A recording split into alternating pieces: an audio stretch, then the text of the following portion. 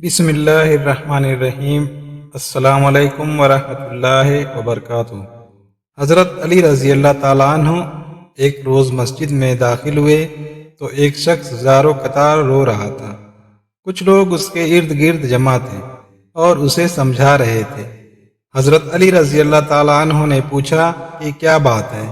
تو وہ شخص جو رو رہا تھا اس نے بتایا کہ میرے والد چند لوگوں کے ساتھ سفر پر گئے تھے، وہ لوگ تو واپس آ گئے، میرے والد واپس نہیں آئے۔ میں نے ان لوگوں سے پوچھا تو کہتے ہیں کہ تمہارا باپ راستے میں ہی فوت ہو گیا۔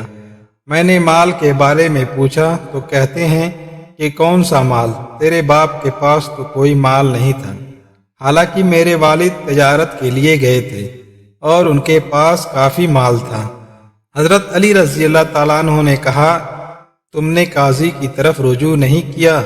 اس نے جواب دیا، میں نے قاضی کے پاس رجوع کیا تھا، لیکن قاضی نے انہی لوگوں کے حق میں فیصلہ دے دیا۔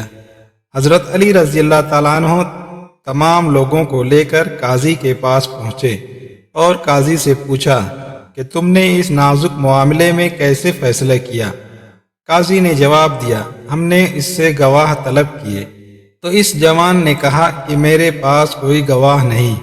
پھر میں نے انہیں قسم کھانے کو کہا تو ان سب نے قسم کھائی کہ واقعی ایسا ہی ہوا جیسا ہم کہہ رہے ہیں، تو میں نے ان کی بات پر یقین کر کے ان کو چھوڑ دیا۔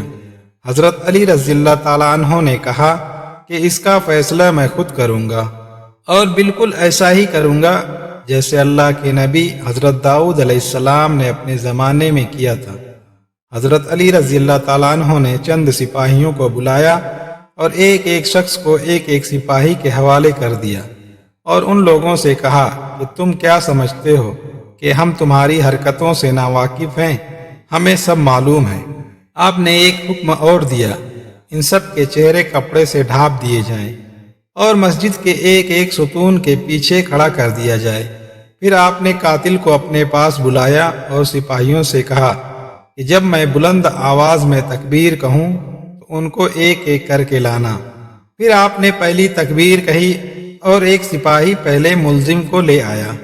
حضرت علی رضی اللہ تعالیٰ عنہ نے اس کو اپنے سامنے بٹھا کر حکم دیا کہ اس کے چہرے سے کپڑے کو ہٹا دو، اور کاتب کو کہا کہ میرا سوال اور اس کا جواب قلم بند کرو۔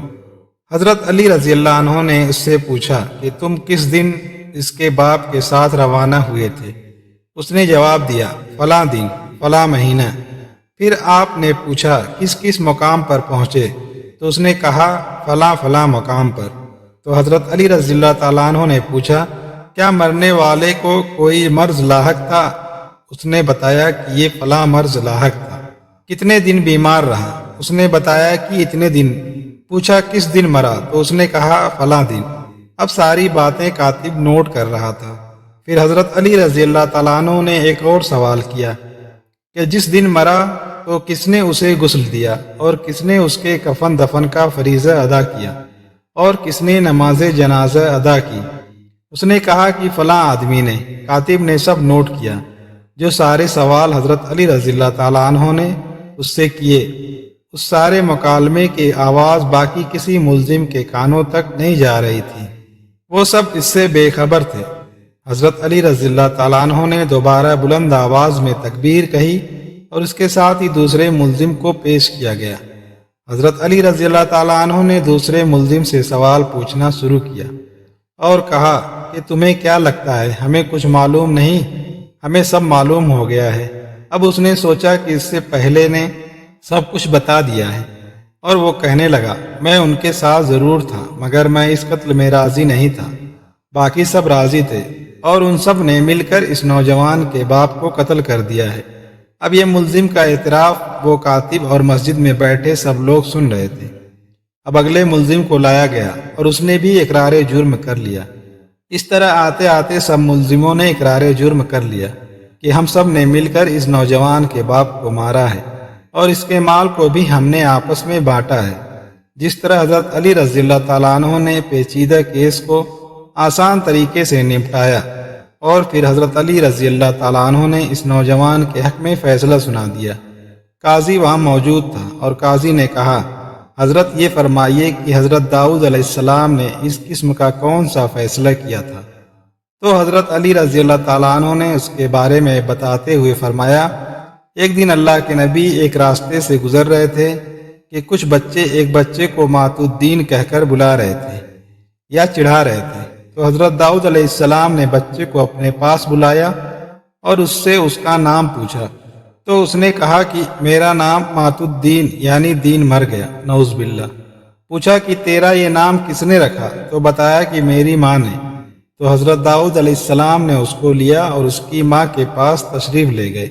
پوچھا کہ اس بچے کا نام مات الدین کیوں رکھا؟ اس کی ماں نے کہا، میں نے نہیں رکھا بلکہ میرے شوہر نے رکھا ہے۔ اچھا وہ کہاں ہے؟ تو جواب ملا کہ وہ زندہ نہیں۔ تو آپ علیہ السلام نے پوچھا کہ یہ نام کیوں رکھا تھا؟ جواب ملا کہ میرا شوہر چند افراد کے ساتھ سفر پر گیا تھا، سب واپس آ گئے اور میرا شوہر واپس نہیں آیا۔ جب میں نے واپس آنے والوں سے پوچھا تو انہوں نے کہا کہ وہ دوران سفر فوت ہو گئے ہیں۔ میں نے ان سے پوچھا کہ اس کے مال و اسباب کا کیا ہوا؟ تو انہوں نے کہا کہ اس کے پاس تو کچھ بھی نہیں تھا، حالانکہ میرے شوہر کے پاس بہت مال تھا۔ تب میں نے پوچھا کہ مرتے وقت میرے شوہر نے کچھ وصیت کی تھی؟ تو انہوں نے جواب دیا ہاں۔ میں نے پوچھا کہ وہ کیا تھی؟ کہنے لگے کہ تیرے شوہر نے کہا ہے کہ میری بیوی سے کہنا جب کوئی بچہ پیدا ہو تو اس کا نام مات الدین رکھ دینا، کیونکہ اس وقت اس کی بیگم امید سے تھی۔ جب میرے ہاں اولاد ہوئی تو میں نے شوہر کی وصیت کے مطابق بچے کا نام مات الدین رکھ دیا۔ اب حضرت داؤد علیہ السلام نے پوچھا، کیا وہ لوگ ابھی زندہ ہیں جو واپس آ گئے تھے؟ اس نے کہا جی ہاں وہ زندہ ہیں۔ تو حضرت داؤد علیہ السلام نے اس کو ساتھ لیا اور ان کے گھروں میں گئے اور سب کو گرفتار کروایا، اور پھر اس معاملے کا فیصلہ بھی بالکل اسی انداز میں کیا جیسے میں نے آج کیا ہے۔ اللہ تعالیٰ سے دعا ہے کہ وہ ہمیں جھوٹ اور فریب سے بچائے اور نیک اعمال کرنے کی توفیق عطا فرمائے۔ تو دوستو، اگر آپ کو اسلامی واقعہ اچھا لگا تو اسے اپنے دوستوں کے ساتھ ضرور شیئر کریں۔ جزاک اللہ خیر۔